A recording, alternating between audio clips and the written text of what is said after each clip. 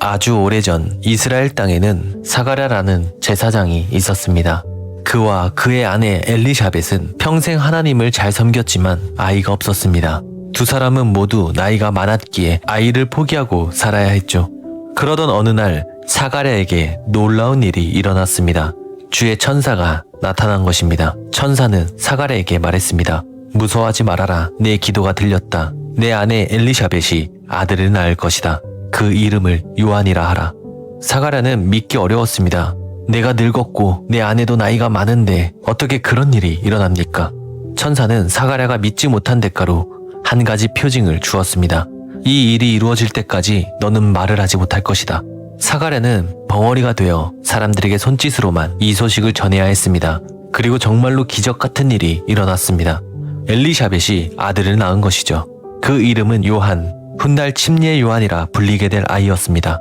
요한은 남들과 달랐습니다. 그는 부잣집에 살 수 있었고 랍비 학교에 가서 제사장 교육을 받을 수도 있었습니다.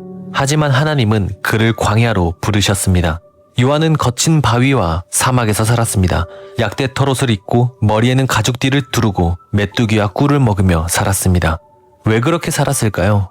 요한은 하나님의 말씀을 사람에게 배우지 않고 오직 하나님께 직접 배우기를 원했습니다. 그래서 그는 사람들의 눈치를 보지 않고 하나님의 말씀을 그대로 전할 수가 있었죠. 요한은 훗날 사람들의 어두워진 마음을 깨우기 위해 외칠 사람이었습니다. 어느 날 요한은 드디어 사람들 앞에 나타나 광야에서 외쳤습니다. 회개하라. 하늘나라가 가까웠다. 요한의 목소리는 산을 넘어 바닷가로 나사렛의 작은 목공소까지 퍼져갔습니다. 사람들이 들었습니다. 저 광야에서 외치는 사람은 누구냐? 사람들은 몰려들었습니다. 농부, 어부, 군인, 세리, 부자까지 누구나 요단강으로 갔습니다. 그런데 이 소식을 들은 바리새인과 서기관들은 가만히 있지 않았습니다. 그들은 요한에게 사람들을 보내 따져 물었습니다.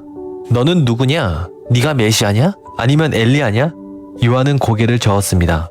나는 그저 광야에서 외치는 자의 소리일 뿐이다. 주의 길을 곧게 하라. 내가 아니라 내 뒤에 오시는 분이 진짜다. 나는 그분의 신발끈을 풀 자격도 없다. 사람들은 더 궁금해졌습니다. 그럼 무슨 권한으로 우리에게 침례를 주는 거냐? 요한은 사람들을 물속에 담그며 말했습니다. 나는 이 물로 침례를 주지만 내 뒤에 오시는 그분은 성령과 불로 너희에게 침례를 주실 것이다. 그때 요한의 소식은 갈릴리의 작은 마을 나사렛에도 닿았습니다. 그곳에 예수님이 계셨습니다. 사실 요한과 예수님은 친척 사이였습니다.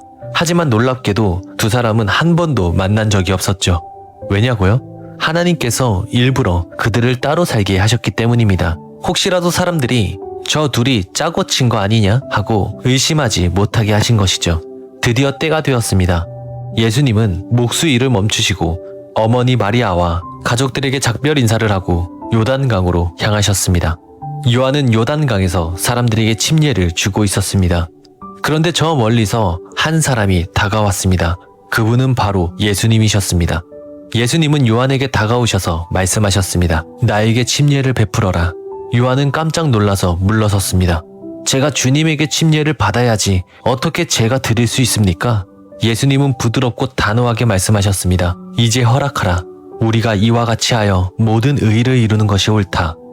요한은 떨리는 손으로 예수님을 요단강으로 인도했습니다. 물속으로 들어간 예수님은 조용히 몸을 누이셨습니다. 그리고 물속에서 올라오셨을 때 놀라운 광경이 펼쳐졌습니다. 그 순간 하늘이 열리고 따스한 빛이 예수님 위로 내려왔습니다. 성령께서 비둘기 같은 모습으로 임하신 겁니다. 그리고 하늘에서 음성이 들렸습니다. 이는 내 사랑하는 아들이요 내 기뻐하는 자라. 모두 숨을 죽였습니다. 하늘이 열리고 하나님의 음성이 직접 들린 것입니다. 요한은 손을 들어 떨리는 목소리로 외쳤습니다. 보라, 세상 죄를 지고 가는 하나님의 어린 양이로다. 사람들은 그 말이 무슨 뜻인지 다 이해하지 못했지만 놀라운 광경을 말없이 지켜봤습니다. 그때 하늘에서 들려온 음성은 예수님만을 향한 말씀이 아닙니다.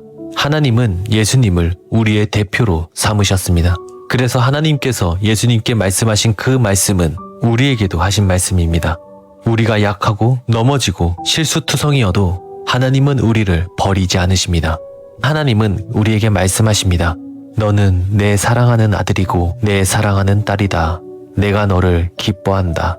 예수님은 죄로 닫혀진 하늘의 문을 다시 여셨습니다. 그래서 기도할 때 우리의 작은 목소리도 하나님께 닿을 수가 있는 것입니다. 하늘의 문은 열렸습니다. 그 문은 아무도 닫을 수가 없습니다.